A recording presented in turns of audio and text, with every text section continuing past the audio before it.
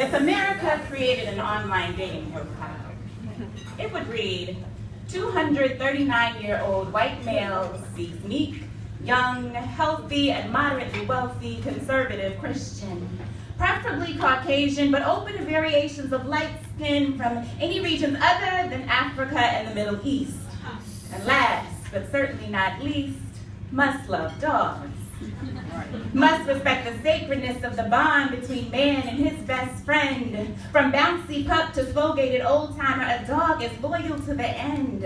A cozy fur ball to cuddle up to in all of life's seasons. A companion that never outgrows its need for you. A breed you can train to blindly obey. Eat, lay, sit, stay. The kind of love you can put on a leash. Dog is easy to love, but people are wild and free, with minds that can't be controlled, moods that change without notice, behavior that is hard to respect, mouths prone to barking politically incorrect foolishness. Human beings are hard to love. So all dogs go to heaven, but a person can be sentenced to the darkest pits of hell for a mistake. We have no problem stooping over to scoop up the feces left behind by canines, but run from the messes that humans make, even if their only crime is in being poor. I long for the Northwest DC of 15 years ago, a sea of black faces. But now the sidewalks are swimming with yuppies and puppies, Rockies and Fidos curled up beside tables as their masters dine on restaurant patios. Meanwhile, there are noise complaints for kids bouncing balls on pavements. Adjustments to homecoming traditions to reduce the crowds and keep down the music.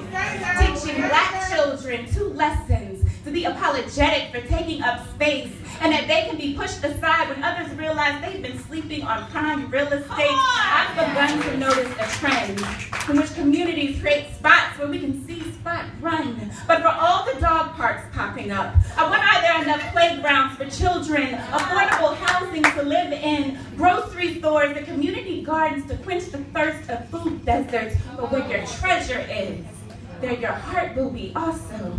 So I don't know that we can claim to love our neighbors whom we treat like strangers while making dogs a part of the family, which explains how some can go to bat for animals with ferocity but remain silent on the atrocities perpetrated against human beings.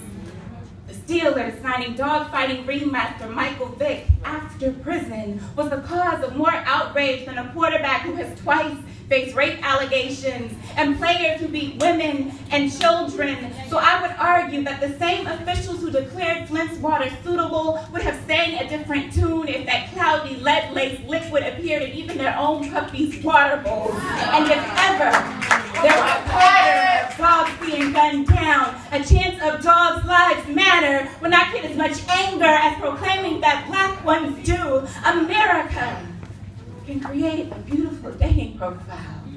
Picture perfect with a gleaming smile and the words, "What would Jesus do?" listed among its favorite quotations.